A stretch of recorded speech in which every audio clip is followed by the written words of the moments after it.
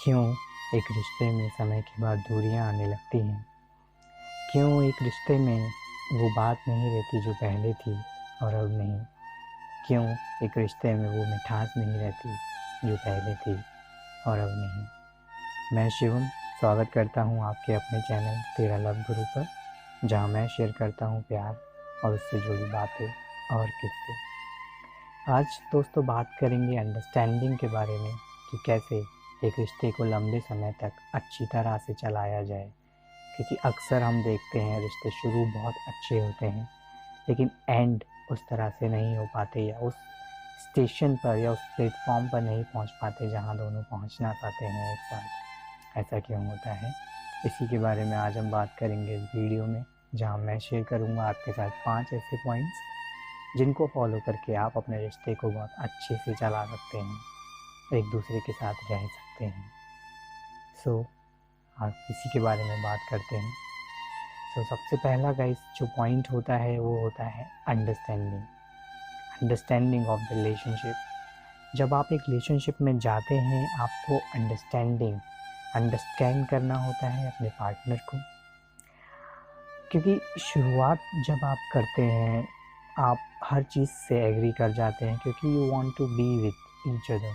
लेकिन जैसे जैसे समय निकलता है आप कहीं ना कहीं समझना बंद कर देते हैं या सुनना नहीं चाहते हैं, या आप इम्पोज करने लगते हैं अपनी बातों को, कहीं ना कहीं जो प्रॉब्लम क्रिएट करता है आपको इन द लॉन्ग रन।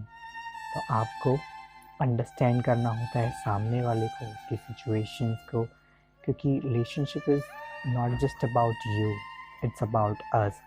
सो जब आप अस की बात करते हैं तो आपको अंडरस्टैंड करना चाहिए। उसके अलावा गाइज आपको कुछ बिहेवियर में चेंजेस लाने होते हैं अपने, लाइक जिस तरह से आप पहले थे, आपका जो बिहेवियर था वो अब आप उस बिहेवियर को आगे नहीं ले जा सकते हैं इन अ रिलेशनशिप, बिकॉज आप दोनों का ही जो बिहेवियर होता है वो अलग होता है। अगर आप उस रिलेशनशिप को सच में चलाना चाहते हैं तो आपको कुछ बिहेवियर चेंज करने होते हैं अपने अंदर, जो कहीं ना कहीं समवेयर आपके रिलेशनशिप को इम्पैक्ट करते हैं, अफेक्ट करते हैं। लाइक मान लीजिए आपको गुस्सा बहुत आता है, या आप बहुत ज़्यादा बोल जाते हैं, आप सुनना नहीं चाहते हैं, आपको सुनना पसंद नहीं है। तो ये कुछ बिहेवियर में चेंजेस होते हैं जो आपको लाने होते हैं अकॉर्डिंग टू योर रिलेशनशिप। आप अपने हिसाब से लाइफ लॉन्ग नहीं रह सकते कि this is what I am and you are suppose to be this way. इस तरह से गाइस रिलेशनशिप नहीं चलते हैं।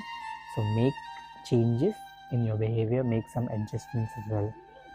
उसी के अलावा उसके साथ साथ जो तीसरा जो पॉइंट होता है वो होता है आपकी ईगो का। ईगो एक बहुत मेजर रोल प्ले करता है आपके रिलेशनशिप में, बिकॉज़ ईगो ही वो होता है जब आपको बोलता है कि पहले मैं क्यों करूं, या पहले मैं क्यों बोलूं, या उसकी गलती थी तो उसको बोलना चाहिए, मैं क्यों जाऊं।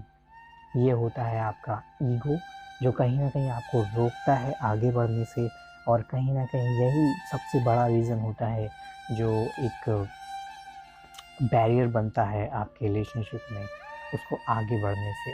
तो अपनी ईगो को गाइस कट डाउन कीजिए, और ऐसा मान के चलिए दैट आपका पार्टनर भी आप ही का एक पार्ट है जिसको आपको अपने साथ लेकर चलना है। वहाँ पर आप ईगो नहीं कर सकते हैं। You can not compare your two hands with each other, because both of the hands are your. आपको दोनों को साथ लेकर चलना पड़ेगा। उसी के अलावा गाइस चौथा जो पॉइंट होता है वो होता है कॉम्प्लीमेंट ईच अदर। आपको एक दूसरे को कॉम्प्लीमेंट करना होता है। कॉम्प्लीमेंट करिए एक दूसरे की छोटी छोटी सक्सेस पर, छोटी छोटी बातों पर। एक दूसरे को सजेस्ट कीजिए, एडवाइस दीजिए, प्रेज करिए एक दूसरे के वर्क को, acclaim each others work, because इसी तरह से आप एक सपोर्ट सिस्टम क्रिएट करते हैं फॉर ईच अदर, जिसमें आप दोनों ही काफ़ी अच्छे से लॉन्ग रन में सर्वाइव करते हैं। नॉट ओनली सर्वाइव, आप थ्राइव करते हैं। सो आपको कॉम्प्लीमेंट करना होता है एक दूसरे को छोटी छोटी बातों पर, instead of holding one back. आप अगर किसी को रोकते हैं, अपने पार्टनर को रोकते हैं उसे कुछ भी करने से, वो समवेयर एक उनके माइंड में एक इस तरीके की बात क्रिएट करता है जो कहीं ना कहीं आपके लिए एक नेगेटिव पॉइंट साबित होता है। तो आपको ये बचना चाहिए कि आप दूसरे को रोकें। इंस्टेड ऑफ दैट आपको कॉम्प्लीमेंट करना चाहिए आपके पार्टनर को कि आपने बहुत अच्छा किया, और इसी तरीके से आपको आगे भी देखना चाहिए। ठीक है। उसी के अलावा जो आपका फिफ्थ पॉइंट होता है वो होता है, सुनने में शायद थोड़ा अजीब लगे, but that is be the one to take care. अब जब रिलेशनशिप की बात आती है, so someone has to take the responsibilities. So be the one who takes the responsibility of relationship, because एक रिलेशनशिप में दोनों लोग ऐसा हम मान सकते हैं कि इक्वल नहीं होते हैं in terms of thinking, in terms of taking responsibilities. So आपको you have to be that first step who takes the responsibility of the relationship, जो relationship की responsibilities को लेता है, जो समझता है कि okay, whatever happens in the relationship, I will take care of the relationship and I will not let it break, I will not let it go in vain. So आपको वो स्टेप बनना होता है जो आपका एक पाथ को show करता है कि ठीक है, हमें रिलेशनशिप को इस ओर ले जाना है। तो इस तरह से जब आप इन बातों का ध्यान रखते हैं रिलेशनशिप में, आपका रिलेशनशिप बहुत सक्सेसफुल होता है इन द लॉन्ग रन। ऐसी ही और भी वीडियोस को मैं लाता रहूँगा जो हेल्पफुल होंगे आपके रिलेशनशिप में, आपके लाइफ में। ऐसी ही और भी वीडियोस के लिए सब्सक्राइब करना ना भूलें चैनल को, तेरा लव गुरु। लाइक, कमेंट, शेयर भी कर सकते हैं। सुनने के लिए बहुत बहुत धन्यवाद।